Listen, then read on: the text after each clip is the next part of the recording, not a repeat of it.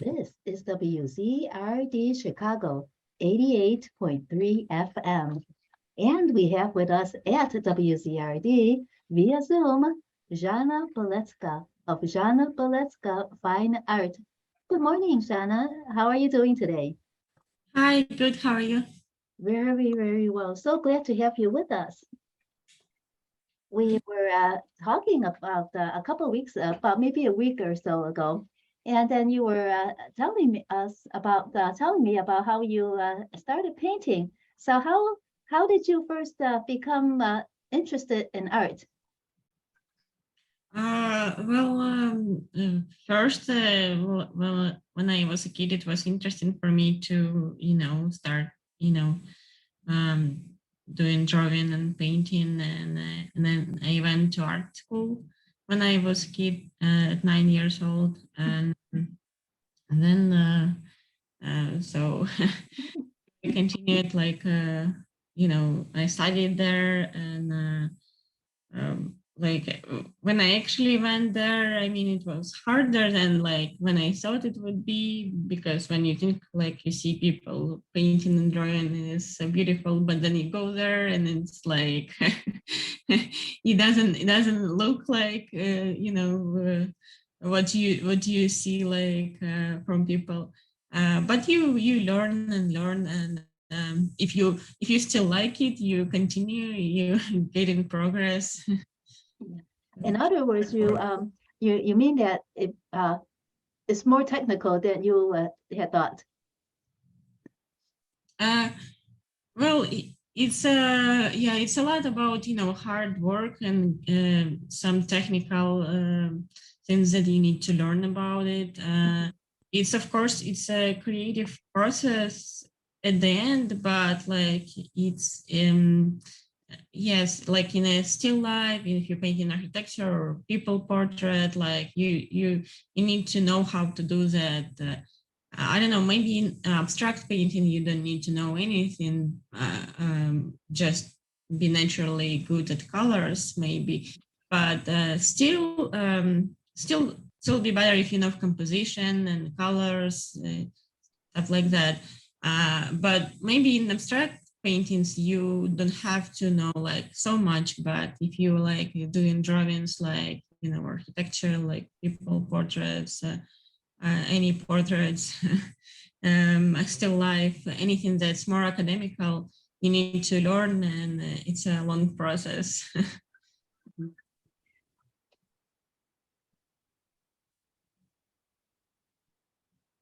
Hang on just a second. As sorry about that. When you started with at 9 years old, what was your first medium? Was it crayons before watercolors? What was just give us a little insight about the artist at the beginning. Yes, when I was a kid and I was going to art school at that time, we were mostly using watercolors study. And we were doing a lot of still lifes to learn, that you need to make the right proportion every time, the right light and shadows. And we were doing this in watercolors. And then before going to university, I started doing more gouache. It's other medium. It's it's not it's also water based, but it's more like acrylics or oil, because you don't see through the canvas, or paper, like you in watercolor. It's like you can see a little bit through paper, it's like it's more light, but gouache, it was closer like to oils and acrylics, in how it works, because you can paint over what you already painted. In watercolor, you cannot change anything. You need to, if you didn't paint right, it's not going to look better, because you only can make it darker, but you cannot make anything lighter. In gouache, acrylics, or oil, you can paint over with very light color like white or just some light color. In watercolor, you cannot do that. So it's a different, very different technique you need to use when you like painting in watercolor.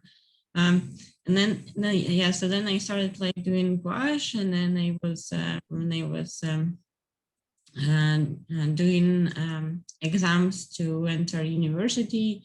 I was painting with gouache, not watercolor.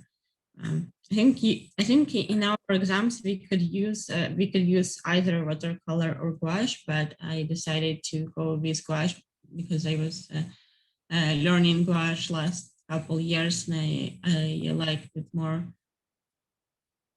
For your paintings, are they mostly brushed, the paintings that you do for the houses? Yeah, they mostly oils. I mean, they oils. They mostly they are all oils. Yes. Oh, when you went to school when you 9 years old, was that in Ukraine when you started learning art? Yes, yes. It all was in Ukraine, and then I went to university, architecture university. It also was in Ukraine. And was art a subject that everybody else also studied in depth, or did you become more interested in it and you studied it more in depth? Do you mean like yeah, or study it like more than like study hard at the study a lot about art? You know, do was do all the students have that much content in their art class, or did you become so interested in it that you pursue more art classes? Yeah, so we did have art classes, but since it was architecture, major, not the like art major, yeah. So it was more about still architecture, and so we were doing more like architecture projects, and they were taking a lot of time. But we had some like art classes there, and I still like loved them. And ever since even art school. Before that, we were doing in summer pleinaires. We were going outside painting, and I loved plein painting. Plein it's from French, means out in the open air. So the plein painting is like when you paint outdoors, like looking at the object that you're painting. And trying to catch the like light and feeling of the moment. Yeah, open. So what as you're painting, the sun kind of shifts, and then it keeps moving and the shadows move. So you just which when do you start to you capture what it begins with? How do you work it? Yes, usually what it begins with.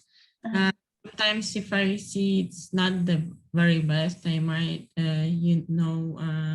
use a like I imagine it's gonna be different like light soon. So I might use that one, but it's kind of harder if you don't see it.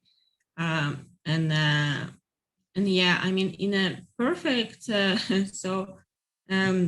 plein painting, like you actually it's better if you catch it like during 2-3 hours and you already painted it. But yeah, with my commissions of buildings, I sometimes like I can stay whole day, and of course like light changes a lot.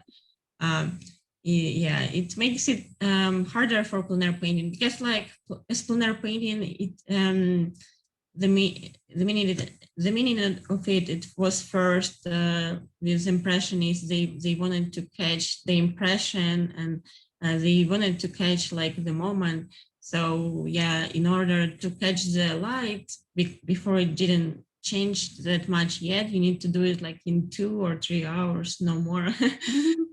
In a perfect sense of it. But yes, with buildings, it takes me more than that.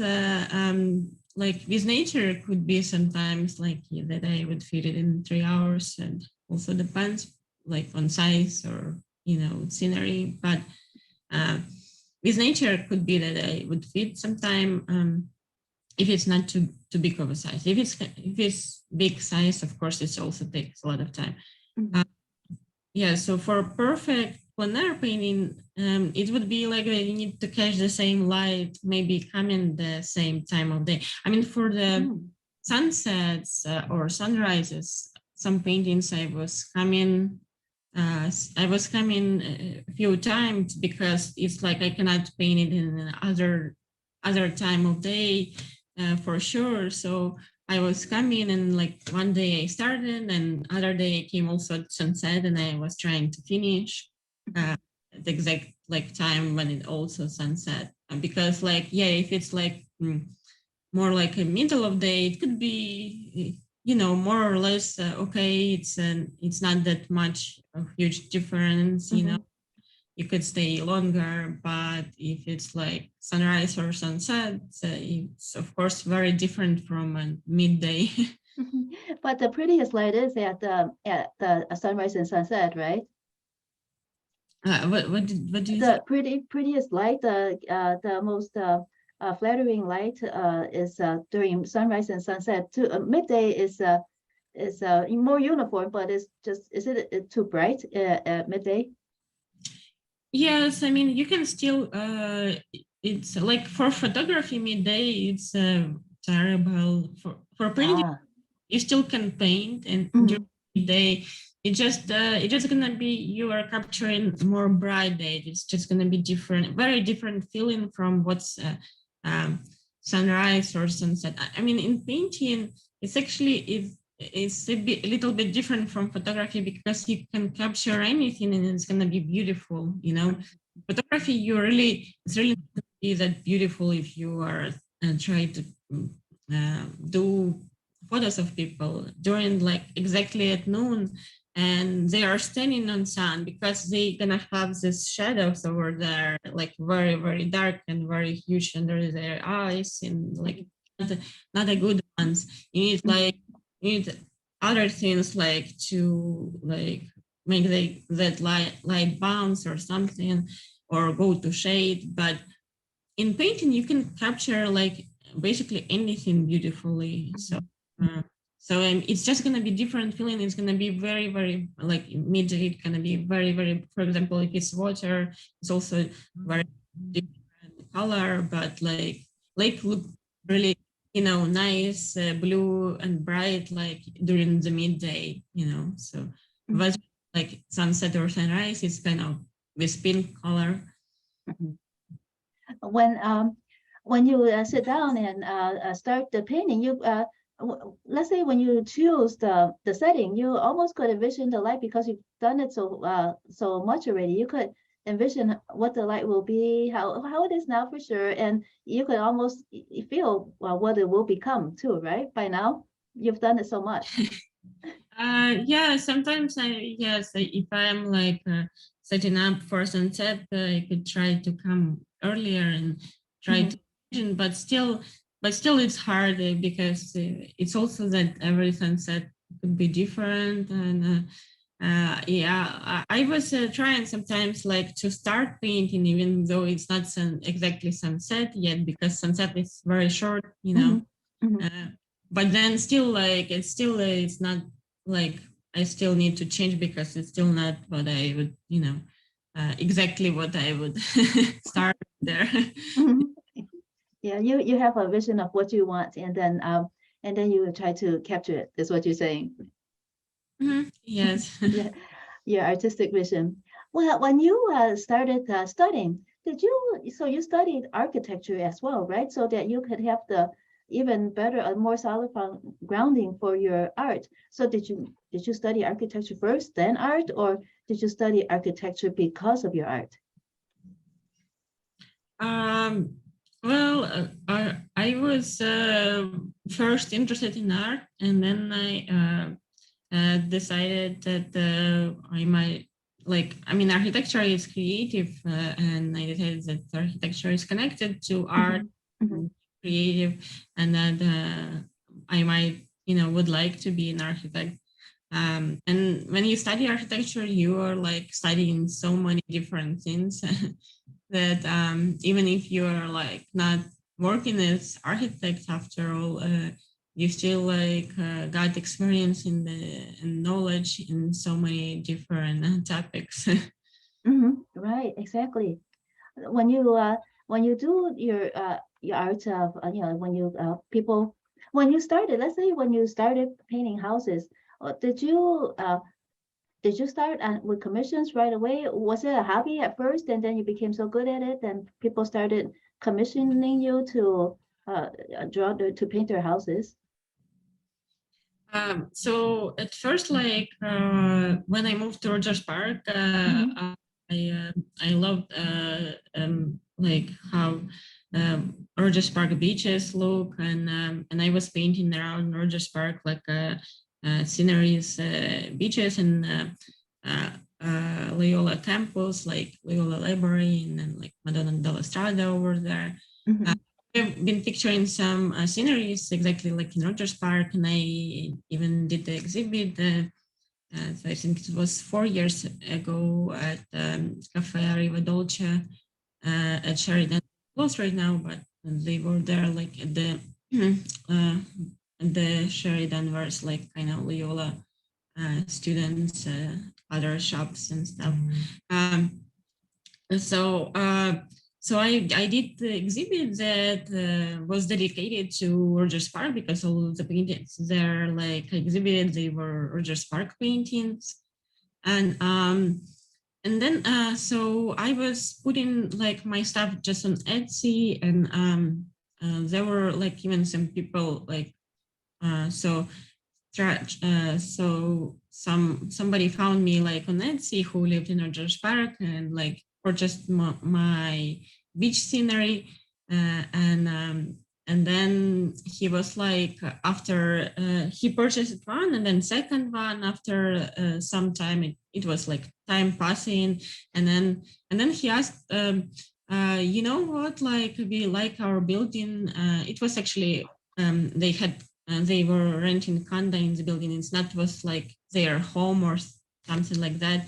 It was just like regular apartment or condo building. And then he was like, "Can you paint this building? We like it. We like the courtyard." Uh, and I was like, "Okay, sure, I and then and so uh, before that I started like I posted a little bit of my beach sceneries also in Rogers Park Facebook group because it's like connected to Rogers Park, but it was not noticeable that much to people because it was not many of that. It was like one, and then like half of year another one or something like that, uh, and then somehow like I posted just this one painting with this building, and then like three more people asked me to paint their building, and so that's when I started doing all these commissions.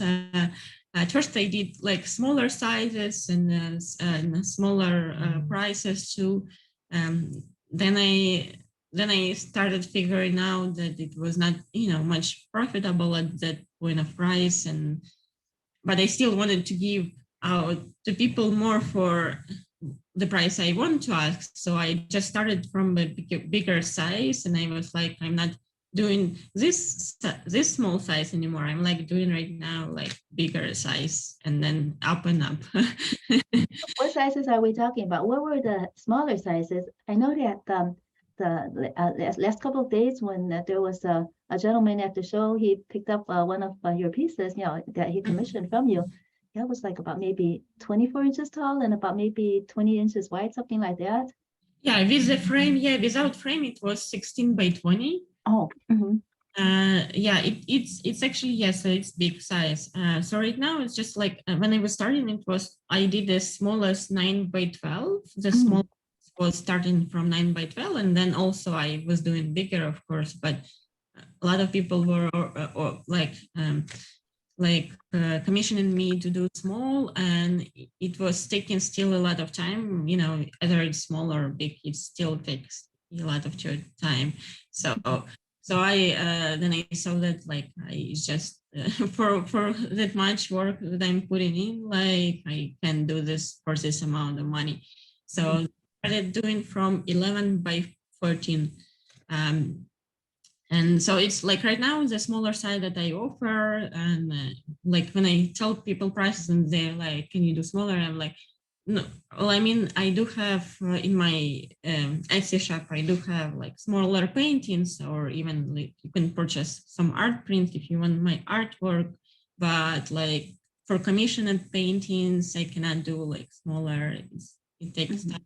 It takes well, everything, a lot of stuff in there to make. Yes, definitely. How long is an average does an average painting take you for a building, a commissioned building?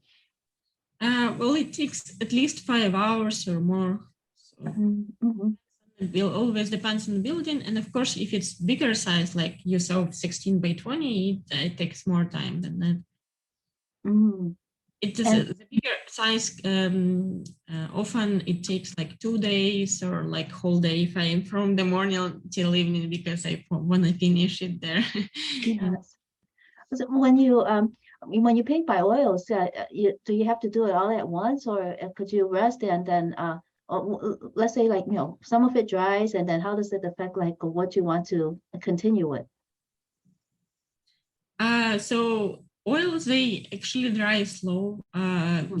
So like it could take painting to dry like about a week. Mm. So like when I do commissioned paintings, I don't give them to the clients right away. I'm like taking them home, they dry, I sign at home. Like it's easier when it's a little bit more dry to sign it. And then I take it to them again.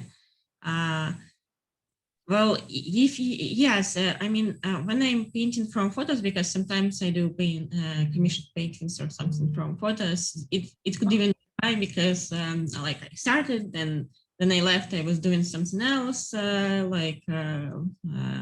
went somewhere or something, and then I come in to continue, and it's part of it already dried.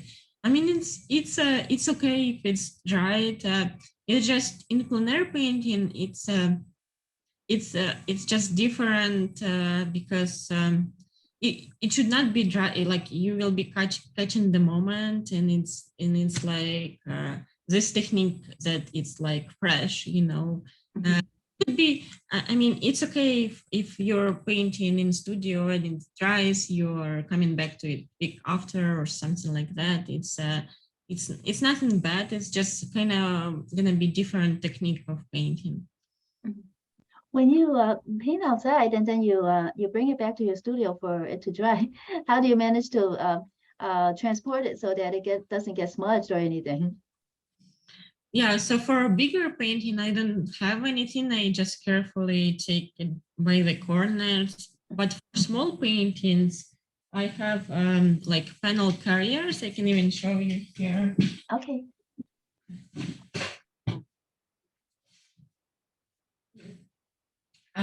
So it's like the same. You put like two panels. Right now it's one panel here, but you like put two panels over here, and then you are put on this in like Mhm.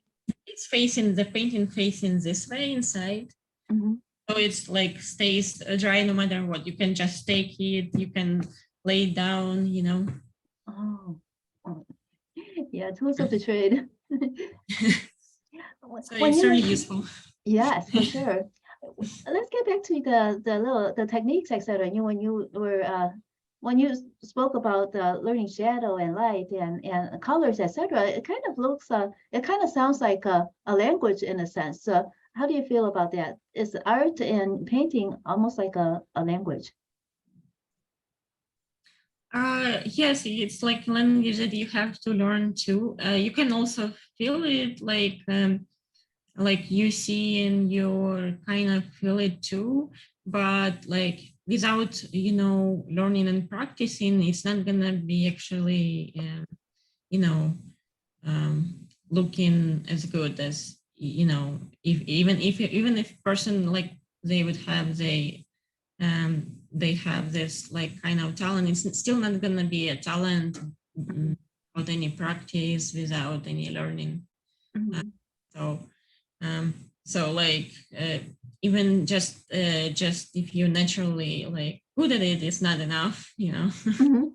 Yes, yes. Well, even though with a language, you have to converse in order to be able to be fluent. So it seems like art is kind of like that as well. Did Mhm. you, you were also a photographer at one time too, before the art, before going totally with art? Yes, so I always had a passion for photography also. Hmm. Uh, um, so like before I started doing this house portraits like full time, I was doing photography, which is like weddings photography, family photography, engagement photography, so photography of people, and it's also art. It's also interesting to capture that. Um, it's just that there are so many photographers already. It's just interesting. Like I never thought I could be earning money with painting. I mean, I do still love photography too, but it's kind of interesting that it's like more unique, Hmm. what I'm doing right now. Yes, definitely. So all your years as a photographer, how many years were you a photographer, and did those years help contribute to your art? Did your eye to capture photos? Did that help you with your house paintings? Yes, but like it's also like if you're a photographer, it's better if you know like composition rules, like where to place subject. So that's what I learned, like in art architecture school. So um, in photography, like I already knew like from the art school, what like as an artist you need to know. I was just learning like more technique sides of photography. um so I think it still helped. Maybe it helped that I was continuing doing like creative process all the time also. um and it's like not giving up, and so I was doing it like also photography I love since I was in school. And then even like when I was in university, I did like a couple of wedding photo shoot. It was not paid, it was just like I was trying to do for friends and relatives, but still, even then, I was trying to do like wedding photography.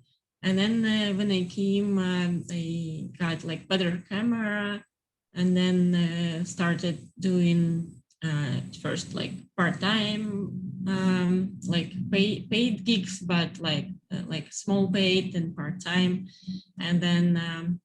And then I think it was just like about 2 years that I tried to be full time, um, and then I went to army basic training for half of year in 2020, and then when I came back, first of all, my old business stopped. Like in photography, you need like be doing this continuously, posting everything continuously. If you're not post on social media, if you're not like marketing yourself, like your business stops. And So it was stopped for half of year because of me being in the army training. And then when I came back, it was COVID. uh, Also were no much weddings, everything was closed. And then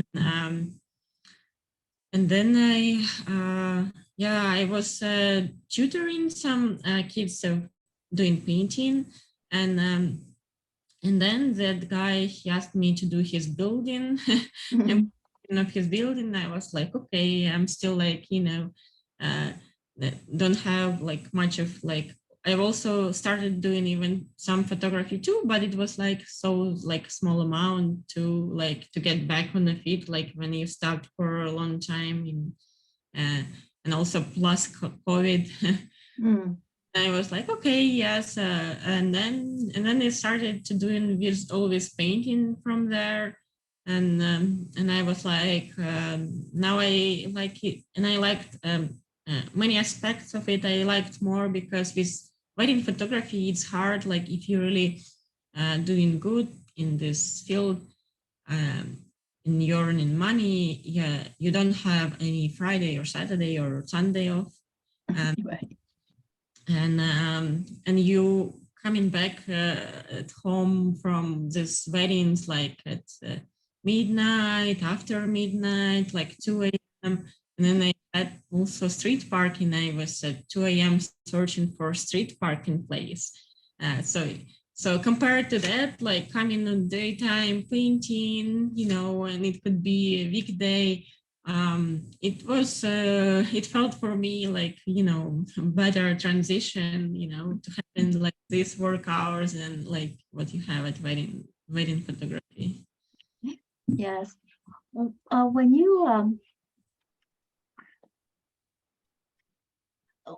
When you said that you did some army training, was that in the U.S. or in the U.S. or in Ukraine? Yes, US? yes. Here in US, it's Oh. the National Guard, and I'm right now. I'm finishing my main contract. I was after I came from basic training. It was 6 months that I was out, like in their bases, and then I came back. I was doing like they call it drill weekend, when you once a month, and it's 2, 3, or 4 days, and you're doing your army stuff there. And also they have like um, uh, annual trainings that are 2, 3, could be 4 weeks sometimes. When you sign up, they only say you 2 weeks. but then they tell you it's like 3 weeks or 4 weeks, and you can't do anything about it. So and I signed up for 3 years only. So right now I'm finishing up this contract. Like should be free. Like at least I will be free from drills. So are you so after the 3-year contract, could they still call you up or no?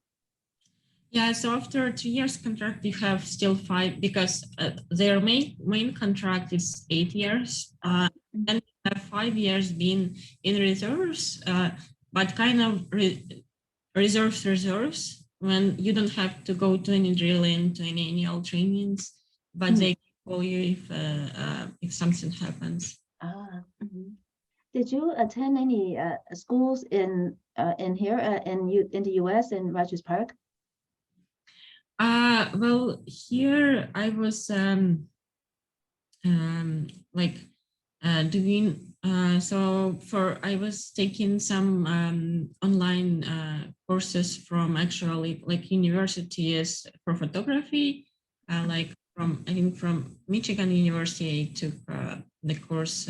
It was for photography, really nice. It was really like if you go there, they had their teachers, and they were checking our assignments. It was really interesting. And here I was going a lot, but I was going to English courses. It was like English courses here. Not your English is very good. It's did you learn any English while you were in Ukraine? Of course you did, right? Yes, a little bit, but still, when I came, it felt like it wasn't good. I mean, we do learn in school English, but it didn't feel like I was, I was any good at it. Well, I guess when you're in Rogers Park, you talk with people all the time, and that makes you very good in English. Yeah, well, it gets better with practice. I still think I'm not, as good as I would want to be. But I can communicate, so it's okay. Joining us on Zoom is Bill Morton, president of the Rogers Park Chamber of Commerce. Welcome, Bill. Hello, thank you. And Zhanna, it's so nice to be with you this morning and with you. Hi, good morning. Yeah, I'm at the location where we had this wonderful event in Rogers Park, and I'd like you to explain that a little bit, how that went. I just thought it was such a very good feeling, a very warm feeling, a very community-oriented event, and I thought, you know, it was a great chance to support the arts and the artists. Can you tell us more about this? Yeah, sure. Well, thank you so much for giving me the space to do this exhibit. Uh, so it was like more than 40 paintings of my paintings, and there were other artists, Fabiola. She had 21 paintings there. They were mostly portraits, and yeah, we prepared some opening reception, and it was really nice. I was trying to invite lots and lots of people there, and it was really nice. A lot of people came. It was really good to see that people come in, they are enjoying my artwork and having a good time seeing painting. Also, there were live music. Alex Pretzel was playing piano, like keyboards. Or And I thought that it was really amazing about the people who came. There were people from Rogers Park who came for your Rogers Park work, and we let people know with the Chamber of Commerce that in Rogers Park, but there were people from the Loop. There were people from all over different neighborhoods, Edgewater and Logan Square, and there were friends from Puerto Rico. yes, there were a few friends that they are actually from Puerto Rico. They live in Chicago. And they are from Puerto Rico. Unfortunately, I don't have that many people that I know from Puerto Rico, but few of them came that I know. And yeah, I was trying, like, if I knew more how to reach more people from Puerto Rico, because I painted so many paintings in Puerto Rico, and I would love to see people who like know these places, who live there, to see these paintings. But unfortunately, I don't know that many people from Puerto Rico. And yeah, a lot of people. So I have friends from Loop, and also or people, a lot of people who were like clients commissioned me like house portraits. So it's also from all over, because I did paint most in Rogers Park, but there are still a lot of people from like different neighborhoods who like I painted portraits for. Could you tell us about the commission work you did for the Candyland house? Yeah, so I did that commission, and then we just didn't set up date before to give it to the client. And then he was like, well, you will be having this exhibit, you can put it there if you want to. And I was like, we'll see. And then I was like, oh, okay, I can bring it here. May be interesting for people to see it there. So so yeah, he just I painted it like I don't know how many weeks before, but like a lot of time before, I would say, before the exhibit, and then he was just like offering himself. He's like, you can just leave it in the exhibit if you want to, and then you can give it to me. And I was like, okay, we'll see like how it goes with all the paintings, and then we found a place for it, and I'm like, okay, well. Okay, you can exhibit it here. And so he came and picked it up from the exhibit. And there was a music producer here. There were a lot of different people with different industries, professions, but they were realtors and homeowners here. In particular, I met a lot of them. Mm-hmm. Yes. People who commission me house portraits are, a lot of realtors and homeowners. How did you choose to live in Rogers Park? Of all the different places in the U.S., why did you choose Rogers Park, Zhanna? So when I first came to Illinois, I was living in suburbs first for years. And then it was like just some circumstance that like I need to move like closer to the city, and I wanted to be close to the lake if I moved to the city. So so I chose Rogers Park, and I loved it so much. Like all those beaches and people are great. Like I love Rogers Park neighborhood, and it's a diverse, really nice neighborhood. Have you made a lot of new friends as you've been doing your art outside? Uh, yes, I mean, like some artists too, like that are also painting, art. I'm in Plein Art Painters of Chicago group, and they during the plein art painting season, plein art painting season could be only when it's like warm enough to paint. So it's like spring, summer, a little bit of fall, and they gather in like every week to paint in different locations. They set up schedule. I'm not painting right now that much with them, but still, I still like try sometimes to paint with them.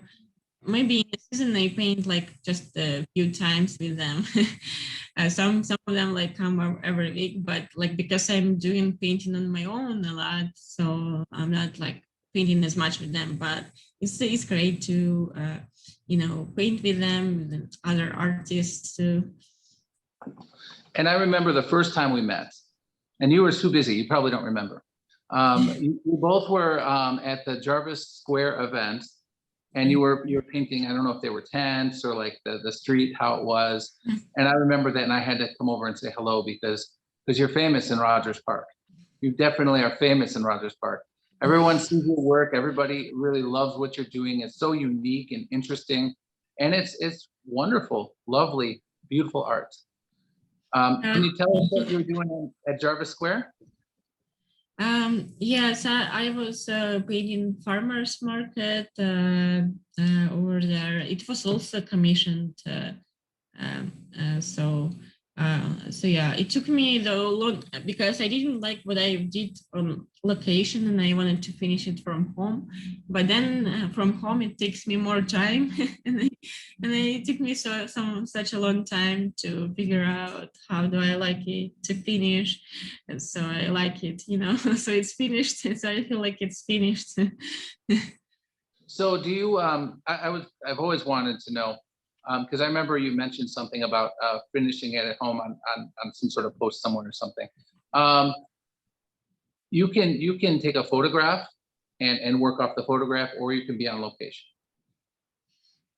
Yes, you can do completely from photograph too, but like when I am doing on location, it's I think it's like more lively, like catches better like moment and feeling. Even if like it's taking me a long time to be there, it's still like it's different feeling to it. Plus, it's also forces you like to be there and like work fast because you need to work fast on location. And when you do it from home, it's like somehow it takes you so much time to finish something. I don't know, I guess also vision of it's kind of harder to see like what do you even want it to be, because location is kind of, I don't know, you kind of channel into this scenery that you painting, you feel it, and you like feel in your mind like what it could be, and then and when you are doing from photo, you don't see every side of it. It's harder, kind of. And I'm looking at some of your work right now. I see the Lake Michigan. I see the Buckingham Fountain. I see some other fountains and some other buildings, a church.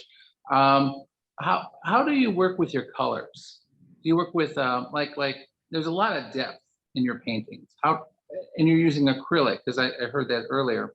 So No, how does it I use oils. oil? Okay. Mhm. I don't use in plein air acrylics. Well, colors. Well, I look at the object and trying to see it connected to the like whole scenery. It has like all these different colors. I mean, when you start in, you put whatever you think it is, but when your canvas already has all the basic colors, then you can compare and see if they are as real as they are in the scenery or if they're not. Because it's hard if you just put like just color, for example, of water, but then you didn't finish other things like trees, sky, something else. You can actually see if it's color like in a scenery. You can like usually, I mean, right now I think I can even see even if I didn't finish like canvas, I can still see it. But like usually it's easier for eye because it can compare like all the colors in the scene, and it can see like it also needs to be darker, lighter, cooler, warmer, you know, like different little bit color in there. So. And then the next, I guess the final question in this round is when things move. Like say, I don't know how long it takes you, but when the sun changes, when the clouds come, if it starts raining, if you know the water's consistently moving with the waves, the trees and the breeze. So what do you do with motion and shadows? Does it alter your process at all? Well, I try to keep one that I decided to, but it could be hard because, for example, I did catch the sky at this moment, but then I didn't see what water was, and then it's sky changed and water too, but I don't know what water was. It could be a little bit difficult if it changes too fast. Then it could be a little bit difficult because you didn't catch everything. But if it's not that fast, if it's like sunlight during daytime, not sunrise or sunset, because sunrise and sunset very fast, but like during daytime, regular sunlight, it's not going that much fast. It's like going like a couple hours, you know. So so you still have time like to try to put everything and then trying to figure out if like, you know, if it's there or not. And yes, it takes me more than light changes, and I just keep the scenery what I decided it to be, you know, like the light from this side. Okay, I know the light for me is this side, you know, and then like a shadow there. You mentioned earlier about the channeling into a scene and then feeling it and then feeling it in your mind as you paint it. So it seems as if you're connecting with the life, the present life in that scene that you're painting. Could you get into that a little bit more? How does that life and you know affect you and get into your painting? Yes, because it's like when you do plein air painting, you're experiencing it. So it can be maybe a little bit windy. It could be, for example, too hot or a little bit cold, or bugs coming around. So you're actually like experiencing scenery. You're living with it. So I think it is turns into your feeling about everything and in your painting, which is like you still from photograph you can try to do like really good painting too from photograph, but yes, you would not be able to feel like something about scenery, like, you know, living it like when you're doing plein air painting. Yeah, thank you for that. That's very insightful because you know I don't think I heard much about that before. And then what about Puerto Rico? You loved Rogers Park. You love Rogers Park because it's so close to the lake and it's so beautiful. Is that what attracted you to go to Puerto Rico? Why did you go to Puerto Rico instead of somewhere else? So I wanted to go in winter somewhere warm to paint plein air because you know you can still paint in winter, but from photos not plein air anymore.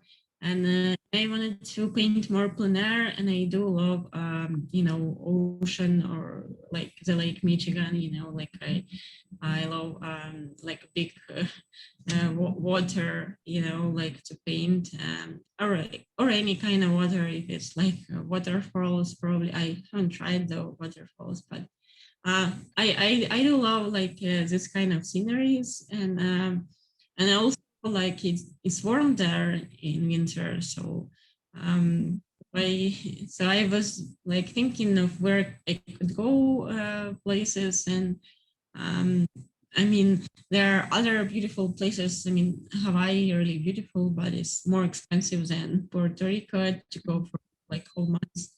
Um, so so I so I decided that the Puerto Rico could be a place that would be interesting to go and paint there. So I was really painting like every day there, and to find different sceneries every day. How long did you stay in Puerto Rico to do your 45 paintings? At least the 20. Well, you probably did more, right? You chose 45 for the show. Well, yeah, I did less for Puerto Rico. It's 40 paintings for the whole show, but it's like Chicago and other paintings too. Puerto Rico, it was 21 paintings. It was 19 oil paintings and then 2 watercolor paintings. Because watercolor paintings I did when I was at this small island, Culebra. So I didn't took there like my big suitcases. I only took like you know, watercolor with me there, watercolor there. But in Puerto Rico main island, I was doing all in oils. And let's see. How long did you stay in Puerto Rico again? 1 month. Oh, 1 month. And now you're living in the South Loop. What made you move to the South Loop? How does that help your painting? Because we see that you're starting to do paintings of loop scenes now. Yes, it's a Loop is nice because it's like close to everywhere. Like last week, I had paintings commissions in Oak Park and Lagrange, and it's like from Rogers Park it would have been so far away, but from Loop it's the same as going there or going to Rogers Park. So it's like I like that I right now from any neighborhoods I have like the same distance and I can go to any neighborhoods to paint. So of course paint in the Loop. Because Chicago is beautiful. Like Chicago has so many beautiful architecture, and Loop also beautiful. It's interesting to paint here. Do you receive a lot of commissions from the suburbs and other parts of the city as well now?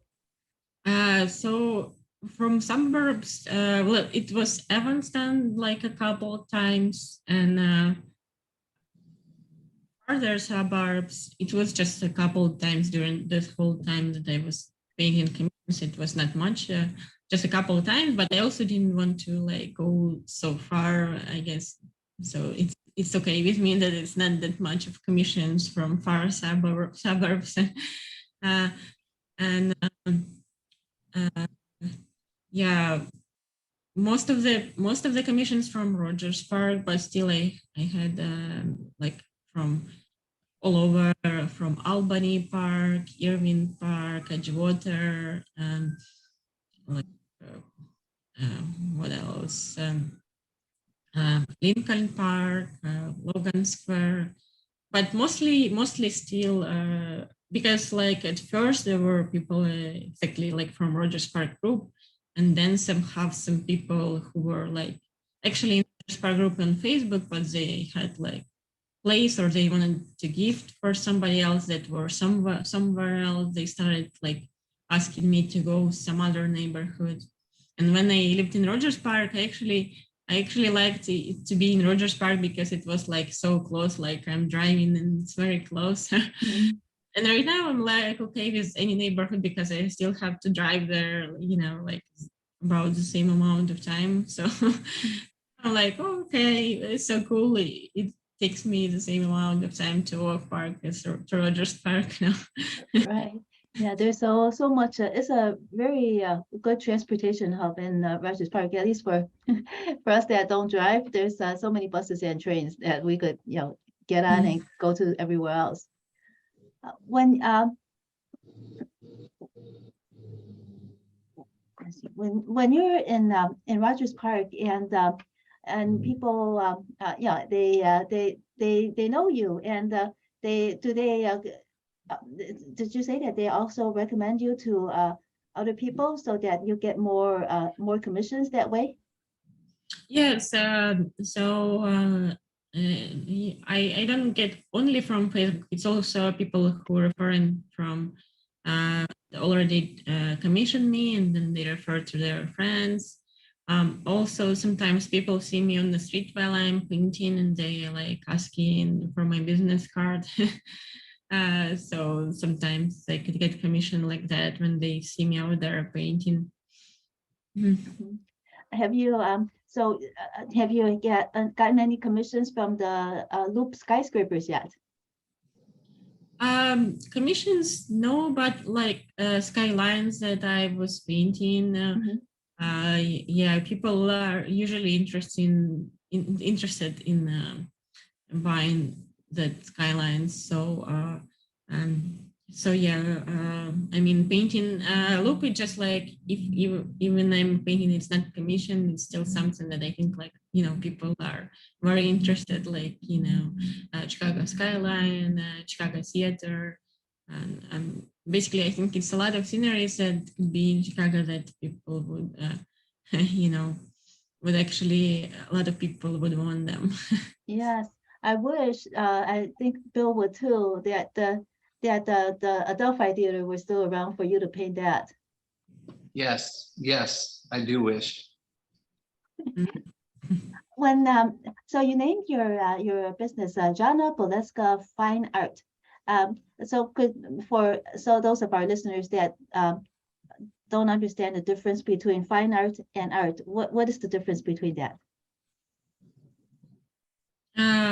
Well, fine art. I mean, it's with I mean, art in general. It's a different kind of art, I guess. When you just say art, Ah, it's, it doesn't even have to be maybe visual. Like you can call music art too. Lots of creative things you can call art also.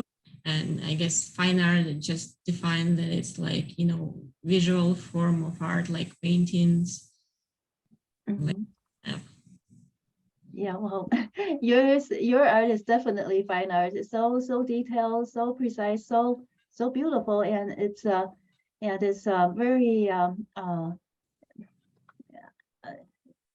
it goes beyond just like a representation of a place. You capture the life of a place. Uh, do you aim to do that, to capture the life of a place, or does it just come out naturally? That's what I feel when looking at your paintings, that you capture the life of a place. yes, I like impressionist style. I like Bonaro painting, and I like capture the life of place, and it's like feeling and the moment also, like now. So yeah, I try to I think it's what it should be like in painting, when you capture more than just the visual exact same thing, like because you can just take a photograph to have the same visual exact picture of what you see, but like painting, in my opinion, should be, much more than that. So I'm always trying to capture something like, life of the place, moment. Mhm. We at WZRD, we assess our community for quarterly issues. We have to give back to the community and then provide content that helps the community. So we like to assess the community about quarterly issue topics. So we use 3 questions. First, what is most important to you, Zhanna? Most important in what area do you mean? In you, just what you care about the most, because we assess the community and try to find what they care about the most. So the interviews that we do, you're part of the community, and we just want to know like what you care about the most. So do you mean like in the community or in my life? What do I? Whichever is most important, more important to you. If what you want to answer is like about the community, then of course that's the more important to you in your life. Then that's more important to you. It's totally up to you. I don't know. Like in life, I think it's like family is more important in. Yeah. And I know about communities. It's also when people are nice, kind, like in Rogers Park. I mean, it seems like I met, all the people in Rogers Park. They all seemed like so nice and kind and supportive of artists. Yes, they are. Second question is, what long-term problem must be addressed? Like in Rogers Park, or like in like where what problems do you mean? Not in Rogers Park. It could be if that matters to you. Whatever is a long-term problem that you with all your experience and all that you care about, what do you see as the long-term problem that we must address? Well, I mean, the really big pain and problem for me is for any Ukrainians right now is like, what's happening in Ukraine. And it's like why it's also a problem of whole world, I think, because what's happening there, it's not just like war. What Russia doing, they are attacking on purpose civilians. They are attacking, humanitarian convoys. They are attacking children. They purposely targeting where like children live or hiding. So it's a terrorism. Like it's not actual like fair war. Like war also has rules, and in war, the countries should like when they fight for borders or whatever, they should be like targeting military structures and military objects and soldiers, killing soldiers, not the civilian peoples. So what the Russia are doing is they are torturing, they are raping people, and it's really inhumane. It's really like terrorism, and the problem is for the world. I think when it happens something like that, I mean, Russia did it before to other countries too. It's not just like first time right now happening.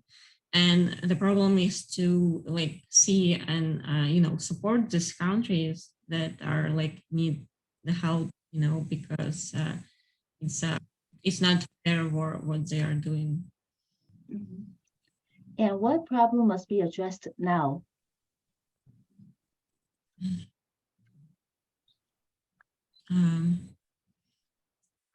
I mean, again, I don't know in what area exactly, because it could be like Yeah. so different. Yeah, you probably you care about a lot, but just the most important thing that you feel is must be addressed now, no matter what it, no matter in what area, the top one in all areas for you. I mean, also, I don't know, also right now, what was happening about women rights with abortion, it was like women should have the right to abortion. And yes, it's also kind of like a problem that's here in the United States. Mhm. Do you have any advice for students and other people that admire your work and just want to learn more about how to become an artist like you? So the they can learn the basics. Go to a place that they would teach them like academical basics, and um, it doesn't have to be like many years of studying, but they should like learn some basic, and then they need to a lot of practice on top of that. Mm. That's what it needed. Like it's still you need to get at least some basic through tutoring or school, like whatever way you can get it. But then you can like get better if they don't have like that much money to study a lot, but they can do it like studying themselves. Just continue practicing. I guess probably with the YouTube now, you could almost learn anything, right? You could get. Yeah, You but could you get. still need to find, if a person doesn't know actual good basics. There's too much videos on YouTube, and sometimes there are people who themselves they don't know what they are doing, and they try to kind of teach. So like there, of course, there are in YouTube you can find good probably videos. You sure you can find good videos, but if it's you already know like what you're searching for. And there's also could be some online paid videos from artists that could be maybe in a sense better, that you know that like it's not something like that somebody just made on YouTube, like in hopes that like a lot of people watch it and they earn money from it. Well, Zhanna, do you want to leave your contact information for anybody who might want to contact you and learn more about your art? Well, they can contact my website, which is zhannabiletska.com. So my first name, last name, and then .com. Could you spell it out for us? Your name? Zhanna. And Biletska, Biletska. Let's do that again because you kind of cut off. What do you say? Could you tell it again, please? Because it cut off on your Zoom. Okay, so Zhanna, first name Zhanna,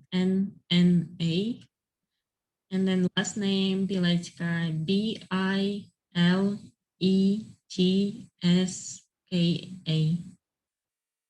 .com, right? Yes. Okay. Well, Zhanna Biletska, thank you so much for joining us on WZRD and giving us so much insight into your work. Thank you, Bill Morton, President of the Rogers Park Chamber of Commerce, for also joining us and contributing. Be safe, and thank you again to the both of you. Thank you. Thank you. This is WZRD Chicago 88.3 FM.